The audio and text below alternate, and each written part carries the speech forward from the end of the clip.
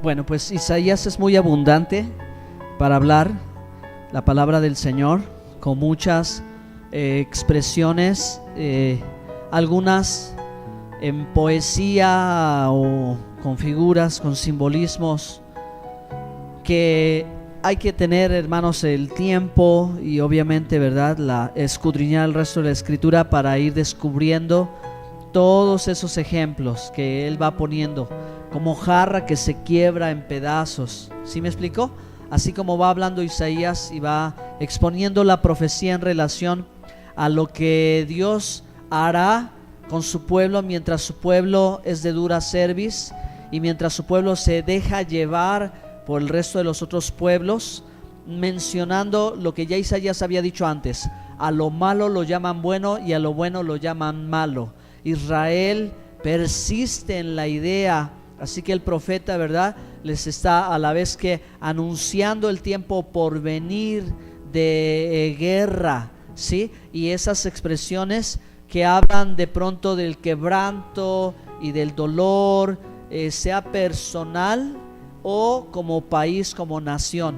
Entonces Israel habría de padecer en manos de sus enemigos, y eso es lo que ocurriría, ¿verdad? Violencia, y perderían la vida y perderían propiedades, y sería, bueno, una cosa compleja, difícil para el pueblo de Dios el vivir. Pero ¿por qué razón? Por el hecho, ¿verdad?, de no haberse detenido y buscar a Jehová, buscar a Dios y oír su palabra. El corazón de ellos se endurece y ellos buscan su propia justicia. Así que dicen violencia, o sea, vamos a tomar las cosas por nuestras manos, nos vamos a imponer, vamos a ser nosotros los que vamos a llevar las riendas y vamos a hacer las cosas nosotros. Y se olvidaban de Dios. Entonces hemos visto, hermanos, que este escenario de Isaías previo al cautiverio, pues como la palabra de Dios es viva y eficaz, y encontramos, ¿verdad?, también circunstancias similares al día de hoy, porque la gente de ayer o de antaño no es muy diferente a la gente de hoy. La gente de hoy en ocasiones endurece su corazón al Señor. La gente de hoy en ocasiones busca su propia justicia y confía más en que un acto de violencia o un acto de justicia propia va a resolver una situación, un problema, en lugar de confiar en Dios y poner las cosas en las manos de Dios. Pueden llegar a pensar que Dios es muy paciente, muy lento, y ellos quieren la respuesta ya, que Dios es pacificador, pero esto es un asunto que hay que meter violencia, hay que hacer guerra, etcétera, etcétera, etcétera. Entonces, bendito sea el nombre de nuestro Dios, que siempre nos ha dado, hermanos, el espejo de su palabra, para que nosotros mismos nos veamos reflejados en ella y meditemos en nuestros caminos. Bien, en estos pasajes, hermanos, tengo como texto clave Isaías 28:16. ¿Le quieren dar lectura, por favor?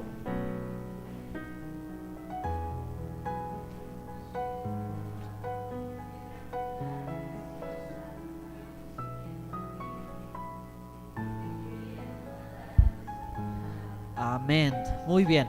Entonces, estos pasajes de Isaías aportan 3 versículos preciosos que nos van a dar nuevamente confianza y dirección. ¿Ok? Y bueno, pues miren, para que comprendamos cómo está la situación en relación al capítulo 28, que nos habla acerca del lamento a Samaria, ¿sí? Y que hay que considerar. Dios está hablando a Efraín. Recuerden que Samaria es la capital del reino del norte y Jerusalén es la capital del reino del sur. Entonces, 2 ciudades ya identificadas y reconocidas, y como ciudades representan el sentir del pueblo en común. Samaria como la ideal, así, de donde se vive bien, o la capital que habla del resto de la nación. Es como pensar, no sé, cómo viven los veracruzanos, pues váyase al puerto de Veracruz, ejemplo, ¿no? Cómo viven los mexiquenses, pues vayan al DF y vean, porque ahí se ve como así Samaria y así Jerusalén. Entonces, hermanos, esta situación compleja que el profeta va mencionando de cómo el pueblo de Israel está viviendo y lo que viene hacia adelante, nos lleva a cuál es la situación del corazón del pueblo. Miren, precioso texto, Isaías 28:16, porque nosotros sabemos que se refiere a Jesús, ¿verdad que sí? Porque el mismo Señor y la Escritura en el Nuevo Testamento da este texto de referencia al decir que por eso a Jesús lo desecharon, ¿verdad? El liderazgo de Israel, o sea, la corte rabínica en su momento, que precedía a la organización del templo. ¿Okay? Hay que hacer mucho hincapié bajo quién quedó la responsabilidad en cuanto al desprecio del reconocimiento del Mesías Yeshua, porque el pueblo amaba al Mesías, pero quién, hermanos, representaba liderazgo y autoridad y representaba a la nación, en este caso era en relación con el templo. Recuerden que el templo era el centro de la adoración, era central, y el liderazgo estaba bajo el liderazgo fariseo. ¿Okay? Entonces son responsables ellos, ¿verdad?, de tanto el rechazo del Mesías, de no darle reconocimiento, como, ¿verdad?, la proclamación de que se le crucifique, y luego la negación de la resurrección. Y sumado a esto, la persecución de los discípulos y en consiguiente los seguidores del Mesías allí en la tierra de Israel. El resto ya no le corresponde a ellos, porque el resto de la persecución ya viene de Roma, hermanos. Después del año 65, ya ahora es Israel contra Roma, y Roma arrasa con todo y persigue, ¿verdad?, a judíos y a cristianos. Entonces, a los discípulos del Mesías de origen gentil o de origen judío por igual, ahí hay persecución. Pero en el interior de Israel, hermanos, esta historia comienza con este corazón endurecido, que no quiere, ¿verdad?, volver a Dios en arrepentimiento, que no quiere volver atrás, sino, como dice la Escritura, ¿verdad?, que endurecen el corazón y establecen mandamientos de hombres. Qué precisa es la Escritura, porque recuerden que un tema de discusión del Señor con los fariseos era, ¿verdad?, este tema de las ordenanzas humanas, cuando decía: vosotros invalidáis la ley de Dios por vuestras ordenanzas o tradiciones, es decir, las cosas que ellos mismos habían establecido para que el pueblo hiciese, que en el supuesto que era la voluntad de Dios, que era el mandamiento de Dios, por una atribución que no correspondía. Y esa atribución era igualar su palabra a la palabra escrita. Y no era así, no era así. Sin embargo, ¿verdad?, esto sucedió y trajo, hermanos, la pesada carga sobre Israel y la ceguera espiritual para no mirar al Mesías. Tanto no lo vieron que lo despreciaron. El texto dice, hermanos, que el Mesías es la piedra aborrecida. Entonces, esta expresión de la piedra aborrecida creo que va un poco más allá de solamente la piedra rechazada, la piedra angular que desecharon, ¿sí? Dice en el Nuevo Testamento, la piedra angular que desecharon, que es el Mesías, que habla en referencia a Jesús, a Yeshua, que ellos, tan grande fue la ceguera. Pero el texto, hermanos, dice la piedra aborrecida. Entonces, el Nuevo Testamento y los evangelios dicen, ¿verdad?, que llegó un momento en que el Mesías Yeshua no lo podían soportar, que lo querían matar, ¿verdad? O sea, lo odiaban, crujían los dientes de lo que él decía, porque no era conforme a su palabra. Y sabemos bien, hermanos, que cuando Yeshua el Mesías predicaba, hablaba con autoridad, hablaba con verdad, palabras de poder, palabras de gracia, que nadie podía resistir, que no podían simplemente hacer un debate a la ligera y decir: ya te gané, ¿verdad?, ya tengo la razón, porque sus palabras eran penetrantes, hermano. Y obviamente, como parte del trabajo realizado por cuestiones de la palabra en Israel, era parte de esto llegar al debate, ¿sí? O sea, el conflicto y la discusión no era un asunto ajeno de la vida de Israel, porque, hermanos, ellos estaban indagando, estaban buscando, estaban argumentando, ¿ok? Para descubrir el mejor entendimiento de la palabra. Pero el Señor, cuando hablaba, Él era contundente. Entonces llegó un momento en que definitivamente dijeron: hay que matarlo. O sea, su odio fue tal, o la ceguera espiritual fue tal, que Él fue rechazado, aborrecido, escarnecido, y el resto de la historia ya la sabemos nosotros. Amén. Lo entendemos. Entendemos, hermanos, el previo consejo de Dios, que dispuso que así fuese, porque estaba echando en Él toda nuestra maldad, ¿sí?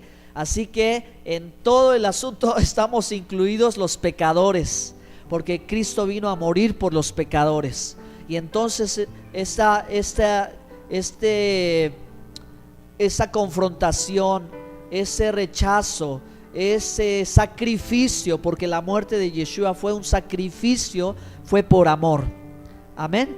Fue por amor a nosotros, en que en este momento, hermanos, estaba llevando toda nuestra maldad, ¿sí? Y estaba pagando el precio por todo esto. Por eso dice: menospreciado de los hombres, desechado de los hombres, como que escondimos el rostro de Él, dice el propio Isaías. Amén. Bueno, gloria a Dios. Ahora, otro versículo tan bonito aquí en Isaías 29:13. ¿Quieren ir, por favor? Segundo texto escogido, 29:13. La escritura dice: dice pues el Señor, porque este pueblo se acerca a mí con su boca y con sus labios me honra, pero su corazón está lejos de mí, y su temor de mí no es más que un mandamiento de hombres que les ha sido enseñado. Fíjense, hermanos, esa referencia a lo que hace un momento decíamos. En primer lugar, el corazón del pueblo de Dios está lejos de Dios. Así que ahora podemos asumir que estos israelíes, este pueblo de Dios, estos hijos de Dios, tenían una religión, no tenían una relación.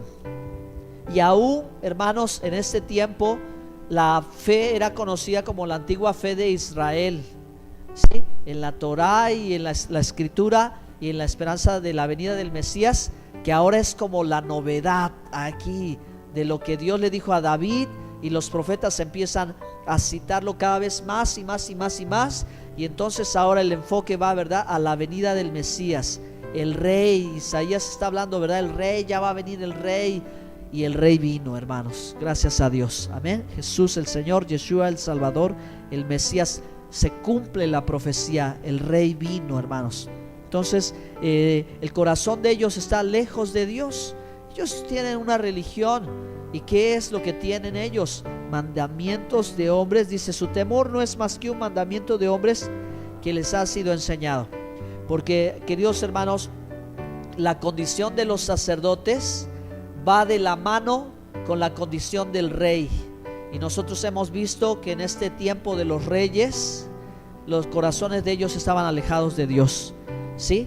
Y asimismo el corazón del sacerdote estaba alejado de Dios. Y por consecuencia, tal es el sacerdote, tal es el pueblo.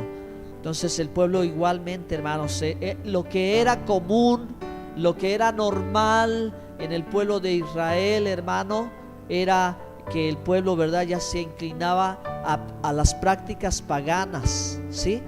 Y lo más difícil de todo el asunto era que ellos pensaban que estaban agradando a Dios. Es más difícil de discernirlo, hermanos, cuando una persona está haciendo algo que cree que es la voluntad de Dios y le echa todas las ganas y todo el corazón y le prende las 4 veladoras y ahí está, ¿verdad?, pensando que está obedeciendo a Dios. Entonces esto es algo que ya en el tiempo de Israel estaba sucediendo, y por eso hay una confrontación fuerte, porque los dioses como Moloch y otros ídolos están presentes en la tierra santa, en la tierra y en el pueblo de Israel, lo cual es en contra de la palabra de Dios, de la idolatría, ¿ok? Y así, hermanos, seguimos mencionando que la moral del pueblo, igualmente, hermanos, la moral del pueblo, o sea, había inmoralidad en el pueblo. Entonces los pecados más elementales estaban ya entre el pueblo. Y ustedes acuérdense de Hechos 15, cuando la misma palabra de Dios habla a los convertidos los no judíos convertidos al Señor, que comienza exhortando a dejar la idolatría, ¿verdad? Y eso es y la inmoralidad, la perversión sexual, y luego menciona ahogado y sangre, que ya yo les compartí, hermanos, que está relacionado con que ninguno convertido puede andar en cuestiones sanguinarias, es decir, la violencia, en homicidios, suicidios y todo ese asunto de maldad, ¿ok? Y considerar, bueno, está bien considerar no comer, pero bueno, ok, no comer, pero más es que yo no esté metido en ninguna cuestión de los malos. ¿Me explico, hermanos? ¿Ok? Entonces Israel ya estaba haciendo eso. Por eso es que les vuelvo a repetir una vez más, lo primero que Hechos 15 dice para el convertido a Dios, al Dios de Israel, es que no puede estar en esto. No puede estar en esto. Si ya se convirtió, ya lo dejó, ya renunció, ya está ordenando su vida. Israel no quería, Israel estaba reincidente, estaba necio Israel en este asunto. Entonces, bueno, dice Dios, su corazón está lejos de mí, de labios me honran nada más, pero el corazón está lejos. Vamos a leer el tercer versículo en Isaías 30:21. También es contundente, hermanos. Es contundente lo que está diciendo la profecía. El verso 21, 30:21. Entonces tus oídos oirán a tus espaldas palabra que diga: este es el camino, andad por él, y no echéis a mano derecha ni tampoco torzáis a la mano izquierda. Es un texto relacionado, pues claro que sí, con nuestro Señor, con nuestro Adón Yeshua, que, hermanos, Él nos enseñó. Y Él dijo, cuando le preguntaron, cuando Tomás le preguntó, si no me equivoco, Señor, muéstranos el camino, porque Él les dijo, ustedes ya saben el camino. Y Él les dijo, Señor, muéstranos el camino. Y la respuesta en Juan 14:6, yo soy el camino, la verdad y la vida, nadie viene al Padre si no es por mí. Entonces, ahora, hermanos, estas piezas de rompecabezas con la escritura completa se van aclarando muy fácilmente. Sabemos, ¿verdad?, que Isaías está haciendo referencia al Mesías, como ya la piedra aborrecida está mencionando, ¿no?, que es el Mesías al cual rechazaron sin percatarse que era el mismo. Ahora Él dice, ¿verdad?, este es el camino, andad por él. Entonces, algo maravilloso que tiene la palabra de Dios desde el principio es que el propio Moisés dijo, ¿verdad?, y Dios enviará profeta como yo, a él oíd. Quiere decir, hermano, lo que Pablo dijo en Romanos 3, el fin de la Torá es el Mesías, es Cristo. Cristo es el fin de la ley. Pues se entiende así, hermanos. Cristo es la finalidad, el objetivo que tiene la Torá es de revelarte al Mesías. Entonces, Moisés decía, ¿verdad?, vendrá el Mesías y a él oíd. Pongan atención a sus palabras, porque su enseñanza, su instrucción es lo que van a seguir, ¿okay? Es de donde van a entender, es donde van a comprender. Así que Moisés desde el principio hace referencia a que escuchamos su palabra. Jesús dijo, el que oye y atiende a mi palabra le consideraré un hombre sensato, pero el que verdad oye mi palabra y no la toma en consideración, un hombre insensato.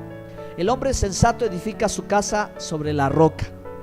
¿Me explico, hermanos? Entonces, para todos nosotros es fundamental el que ese proceso, que lo tengamos claro y que lo sepamos, hermanos, que escuchamos, creemos, practicamos, aprendemos, nos alimentamos de las palabras de Jesús, de la enseñanza del Señor, la cual usted debe saber es esta, ¿sí? Sin contradicción.